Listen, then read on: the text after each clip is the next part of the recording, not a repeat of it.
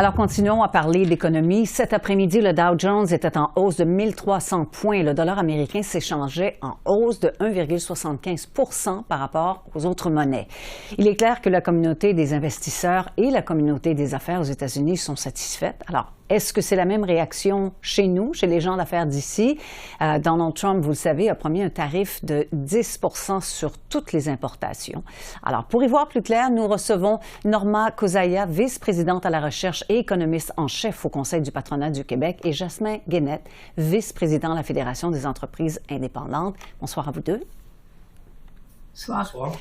Est-ce qu'une imposition, et c'est vraiment la question qu'on se pose en ce moment, aujourd'hui, le lendemain de journée d'élection, alors est-ce qu'une imposition des tarifs douaniers de 10 % et des politiques protectionnistes plus importantes de M. Trump pourrait plonger le Canada en récession? Alors, je pose la question. Effectivement. Oui, je peux commencer. Effectivement. C'est une grande inquiétude que nous avons, de grandes préoccupations. Et c'est sûr que quand on exporte pratiquement les 3/4 de ce qu'on exporte à l'international aux États-Unis, c'est un partenaire important. Et puis les tarifs, ça nous inquiète. Et ça risque effectivement, selon certains économistes, de réduire la croissance du PIB. Peut-être pas nous amener en récession, mais réduire évidemment la croissance du PIB. Bon. Alors, M. Guénette, est-ce que vous partagez ces craintes? Est-ce qu'on doit s'inquiéter? Bien, évidemment, on connaît la rhétorique du président Trump, là, donc il a parlé de tarifs et je pense qu'il y a deux choses que je dirais. Là. La première, c'est que le commerce avec les États-Unis, c'est très important. Mme Kozaya l'a mentionné, le 3/4 de nos exportations, c'est vers les États-Unis. On veut s'assurer que le commerce avec les États-Unis demeure fluide, facile, abordable, entre guillemets, pour les PME canadiennes, pour les entreprises canadiennes. Mais aussi, c'était déjà prévu que l'accord de libre-échange Canada, États-Unis, Mexique soit réouvert en 2025. Donc, ça va être une opportunité sûrement d'apporter des améliorations, de faire des changements, que ce soit avec le président Trump ou même si ça avait été Mme Harris qui avait remporté, c'était déjà prévu de réouvrir l'entente. Donc, il y aura une opportunité de discuter de tout ça très prochainement. Mais je veux juste rappeler une chose, hein. Les promesses électorales, ça ne veut pas dire que ce sont les priorités d'un début de mandat.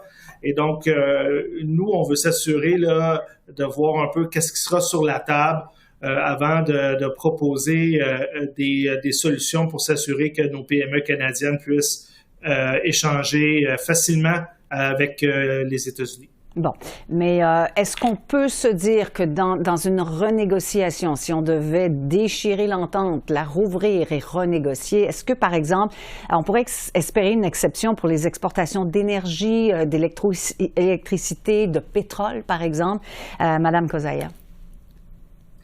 On peut espérer, effectivement, il y a toujours moyen de demander des exemptions. Et puis, c'est là que le travail sur le terrain va être très important. Donc, autant au niveau diplomatique, la diplomatie économique, qu'au niveau du milieu des affaires, pour démontrer les bénéfices pour les Américains de cet accord-là. Parce qu'on sait que nos marchés sont très intégrés, que il y a beaucoup de produits intermédiaires qui transitent de part et d'autre. Il y a les questions d'énergie, effectivement, mais ce serait très important de démontrer les bénéfices pour les Américains eux-mêmes, de maintenir certaines exemptions, qu'on a des intérêts communs, qu'on pense par exemple aux minéraux critiques et stratégiques qui vont être importants, que ce soit pour le secteur automobile, pour le secteur de la défense, pour la transition verte, quoique la transition verte va peut-être être un peu mise à mal avec M. Trump, pour la sécurité nationale et régionale nord-américaine. Donc, il faudrait faire un beau travail pour essayer vraiment d'exempter le Canada idéalement, mais au moins certains secteurs clés de nos économies. Monsieur Guénette, est-ce qu'il faut à tout prix tenter de protéger ces industries-là qui sont si importantes pour plusieurs provinces? Bien, je pense que Mme Kozaya a raison. Là.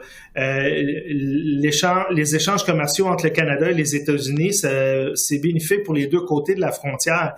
Je rappelle que 60% des importations au Canada se font à partir des États-Unis et donc c'est une voie qui va dans les deux sens. c'est très important pour l'économie canadienne, c'est aussi important pour l'économie américaine. Donc, c'est des discussions qui vont devoir avoir lieu et s'assurer là, que la négociation se fasse sur des bases solides. Puis, je tiens à rappeler également que nos chaînes d'approvisionnement sont hautement intégrées en Amérique du Nord et c'est important pour les deux pays que nos systèmes de transport puissent être le plus fluide possible entre les deux pays. Et donc, ça sera vraiment un travail important à faire dans les prochains mois pour réouvrir l'entente et renégocier des accords, un accord qui sera bénéfique pour tous les parties concernées. Bon, c'est un peu ce que disait M. Champagne un peu plus tôt. Est-ce que vous êtes d'accord avec ça, Mme Kasayan? Effectivement, tout à fait. Nos économies sont très intégrées et puis on est dans un contexte géopolitique aussi quand même assez particulier. Donc on parle un peu de friendshoring, de ramener aussi certaines productions, qu'on parle des semi-conducteurs, qu'on parle de la chaîne de la batterie, qu'on parle aussi de défense. Donc rapprocher la production et donc le Canada peut avoir des éléments importants à offrir aux Américains sur lesquels il faut miser beaucoup, qu'il faut faire prévaloir auprès donc des gens d'affaires, des entreprises américaines elles-mêmes. Sinon, l'impact va être négatif autant pour le Canada que pour les États-Unis. Il y a plusieurs, évidemment, économistes qui se sont penchés récemment pour estimer l'impact, par exemple, des tarifs de 10% qui vont impacter en même temps donc les revenus au Canada, mais aussi les revenus aux États-Unis. Je reste avec vous, Madame Kozaya. Ce que disent plusieurs parlementaires aujourd'hui ici au Canada, notamment M. Champagne, c'est qu'il y a des mois et des mois que le Canada travaille sur ce dossier-là et qu'il n'y a pas lieu de s'inquiéter, que le Canada va travailler avec M. Trump, même s'il s'agit de rouvrir l'entente et de renégocier. Est-ce que vous partagez sa confiance? Est-ce que c'est l'impression que vous avez du milieu? Est-ce que les gens sont relativement confiants? Ça dépend, je crois qu'il y en a des deux côtés. C'est ce qu'on souhaite, évidemment. On sait qu'il y a eu quand même des discussions de Équipe Canada, effectivement, en amont des élections, et c'était important de le faire. Est-ce que ça va être suffisant? On le souhaite. On n'est pas dans les secrets des dieux, mais j'espère qu'on a appris aussi du premier mandat et donc qu'on a pu se préparer davantage cette fois-ci, en faisant un travail du terrain encore une fois. Donc, c'est ce qu'on souhaite. Ça ne sera pas nécessairement facile. Et puis, si on rouvre l'accord de libre-échange, le Canada, malheureusement, a peu à gagner. Mais c'est clair qu'il y a un travail qui a été fait et qui doit continuer de se faire en espérant, effectivement, que ce soit pour le meilleur bénéfice des deux pays. Monsieur Guenette, en terminant rapidement, est-ce que vous êtes aussi d'avis qu'on a appris du premier mandat? Je pense que oui. Évidemment, le défi là, va être de taille. On connaît là, les visées protectionnistes des Américains et puis ça va être difficile de négocier avec eux. Mais oui, on a sûrement appris de la première ronde de négociation. Et sûrement que les gens sont bien préparés à retourner à Washington et négocier avec le président nouvellement élu. Et encore une fois, c'est un marché tellement important pour le Canada, ça sera certainement la priorité du gouvernement fédéral pour les prochains mois. Merci d'avoir répondu à nos questions ce soir. Plaisir. Merci.